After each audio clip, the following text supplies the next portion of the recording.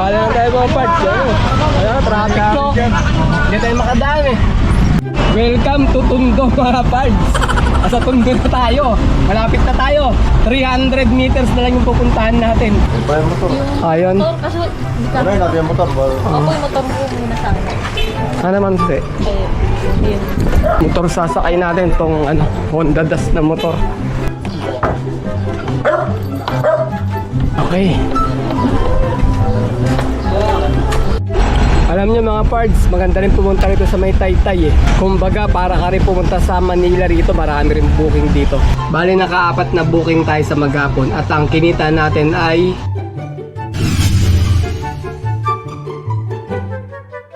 good day mga pards. Today is another booking day na naman tayo. April 4 ngayon, Thursday. First booking natin from San Bartolome, Novaliches going to Tondo, Manila sa halagang 629. 600 kg lang to mga pards ha. Ang layo ng pick up location ay 2.1 km. Inabot tayo ng 45 minutes kakaabang ng booking bago tayo nakakuha. Hindi tayo nakakuha ng 1,000 kg kaya pinagtsagaan natin tong 600 kg. Papunta na kami sa may pick up location. Okay mga pards, first booking tayo. Ito mga drum pick upin natin. 5 pirasong drum. Walang drum. Bigat din ah. May laman nata to eh. Walang laman ang kunin natin eh. Asan ba? Andun pala? Kala ko yun doon. Kaya eh. Walang aso sir? Aso, baka meron aso eh. May phobia sa aso to eh. Nakagat eh. Ito ba ma'am? Ma'am sabi ni customer yung wala raw yupi kasi gagawin niya raw tambol. Oo. Gagawin tambol. Tambol daw gagawin niya eh. Maganda naman pala. Wala pa naman. Okay, picture.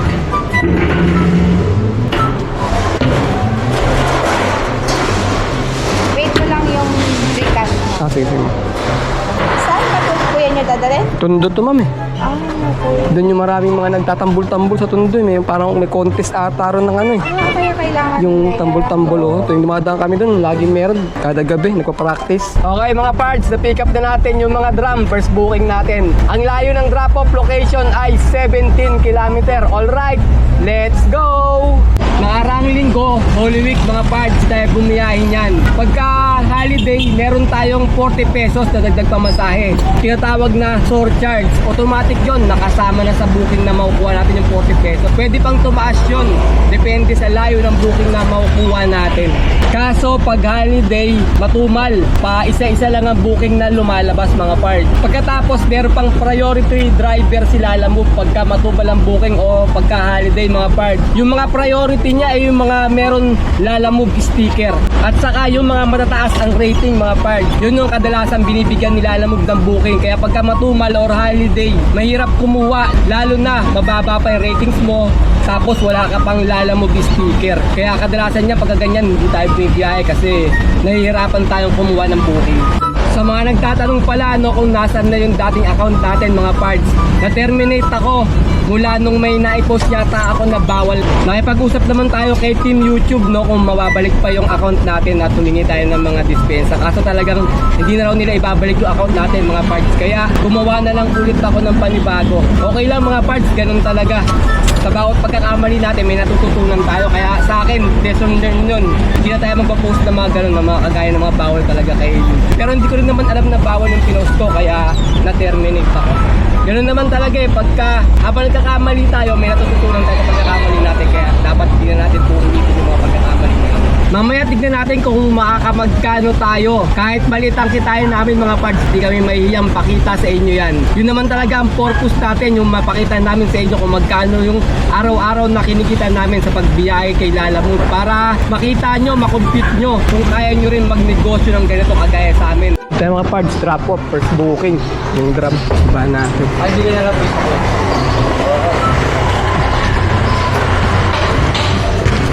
Kano ba? 29. 629. May barya ka ba, tay?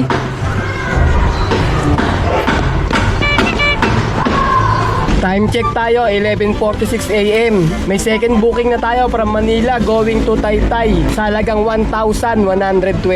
Ang layo ng pickup location ay 1.1 kilometer. Papunta na kami sa may pickup location. Okay, second booking tayo, pickup. Kaligaw-ligaw tayo ng part. Ayun. Ano yun natin yung motor? Motor mo. Ano naman si? Motor sasakay natin tong Honda Dust na motor. Punta tayo ng Taytay. Okay. Ay, ibang buhatin yan. Yan, dyan sa kabila, sir. Yan. Ay, dito, sa ano pa na? Harap pa na. Diyan ko sa una eh. Sampan muna natin dyan. Yan. Huwag yung sasabay kasi mabigat sa sabay. Dyan sa may shock lang. Unan lang muna. Yan. Yan, yan. Oh, 1, 2, 3. Yan. Yan. Okay, diretso na yan. So, Oh, 1, 2, 3. Yeah. yun. Oh, time on to go. Okay mga parts, pick up na natin yung second booking natin. Ang layo ng drop-off ay 27 kilometer. Alright, let's go! Ito mga parts, sa second drop-off natin. Second booking. Manat ng motor ni ma'am.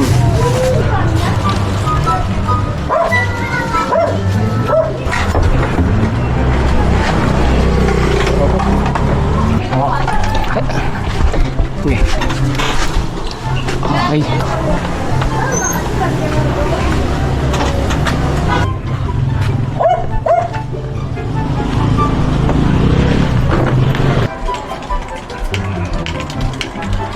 Okay na, ma'am. Dente na lang. Okay na. Salamat, ma'am, ha. Pangatlong booking natin from Taytay going to Caloocan South sa halagang 822. Ang layo ng pickup location ay 3 kilometer. Papunta na kami sa may pickup location. Alam niyo mga parts, maganda rin pumunta rito sa may Taytay eh. Kumbaga, para ka rin pumunta sa Manila rito, marami rin booking dito. Kaso puro tela mapipick up nyo dito kadalasan. Meron din naman iba pero mas madalas talaga mapipick up nyo rito kasi tela. Parang tela capital dito eh. Dito yung pinakabagsakan ng mga tela. Pangalan ng pipick upan. Papunta kayo to eh. Kay Seryo. Seryo na po.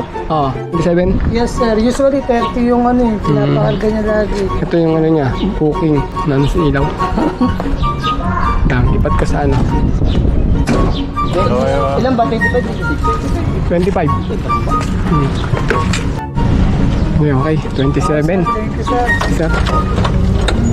Okay mga parts, na-pick up na natin yung mga tela, pang third booking natin. Ang layo ng drop-off location ay 27 km. Alright, let's go! Time check tayo mga parts, 3:37 PM, nasa may Ortigas Extension tayo. Grabe yung traffic ngayon mga parts, nakakatatlong booking pa lang tayo eh. Tignan nyo naman yung ano rito, halos na, hindi ko nasa may tulay tayo ng corner C5, Ortigas Extension to. Time check mga parts, 4:17 PM, nandito tayo sa may EDSA Kamuning. Traffic din dito sa EDSA. Dito tayo natatalo mga parts eh, no? Pagka traffic, natatagalan tayo mag-deliver. Hindi tayo nakakarami ng booking. Sir, pwede mong tanong? Dito pa itong Gotong Cargo Forwarder. Sino ba pwede nito? Ano ba yan? Kay Seryo. Seryo. Ano yan sir? Alam ko? Oo, lala mo. Ano contact mo rito? Seryo nakalagay eh. Seryo. Hindi yan sa amin po. Sa kabila oh. Sa kabila. Magamit lang yan ng pin dito. Ah, sige sir, salamat sir. Yan o yung harap po. Dito? Yan o yung may L3. Ito may L3. 27 na pala yung dala namin. Nasa kabila pa daw yung isang 27 na yung dala. Oo. Dito na tayo mga parts sa third booking drop-off natin dito. Dito pala. Hindi pala rin sa may kabila. Doon kami unang pumunta eh. Dito pala ang deliver natin. Bababa na nila tong mga tela. Okay. Sabi na eh. Doon sir, sila na. Dapat 30 to eh. 30 kasya dito. Ano yung isa? Ganito rin. Oo. Hindi, ang pagkakasabi daw, kulang daw yung nila items. Kaya 27 lang ang Pero nilagay.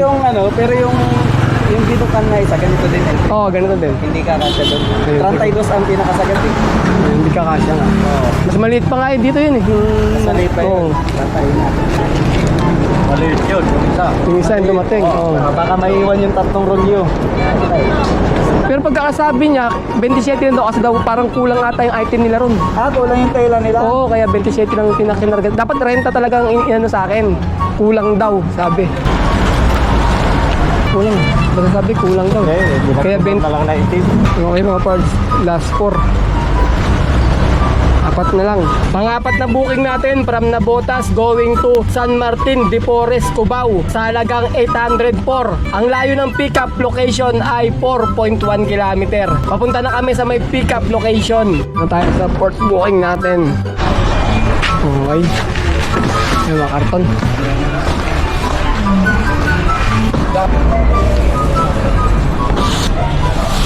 Wait, saan yung wait? Ako naman. Magbayad ka niyan. Photograph. Pangalan namin. Cash rate lang. Maaari lang yan niya. Kinukuha niya yung pangalan mo. Facebook yan.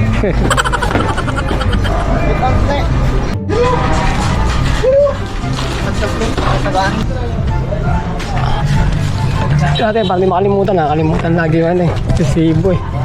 Okay, na-pick up na natin yung ating pang-apat na booking. Ang layo ng drop-off ay 15 km. Alright, let's go! Time check mga pards, 6:46 PM. Nasa may drop-off location na tayo ng pang-apat na booking natin.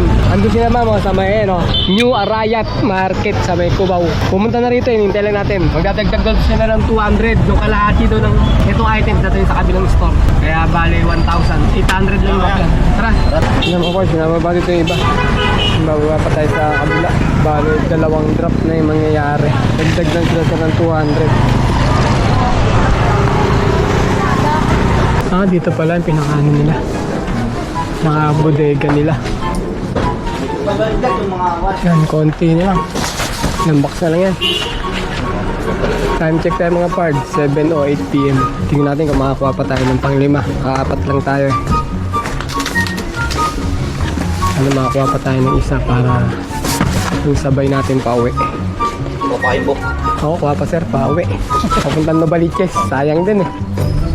Okay mga pards, nakabagkano ba tayo ngayong araw na to? Bali nakaapat na booking tayo sa maghapon at ang kinita natin ay 2,743. Pagkatapos sa may 2,743 ay dagdagan natin ng 200 na tip mga pards. Ayun yung pang-apat na booking natin, nagbigay siya ng 200 dahil nagpadagdag siya ng isang drop pa. 2,743 plus 200 equals 2,943 mga pards. Sabihin na lang natin 29, naka 29 tayo. Ngayon sa 29 bawasan natin ng 200 na pangkain at 900 na pang diesel, bale 11. 29 minus 11 equals 18 mga pards. Ayun mga pards, naka 1,800 tayo sa araw na to. Labas na rin yung pangkain, pang diesel, saka yung commission nila Lamove.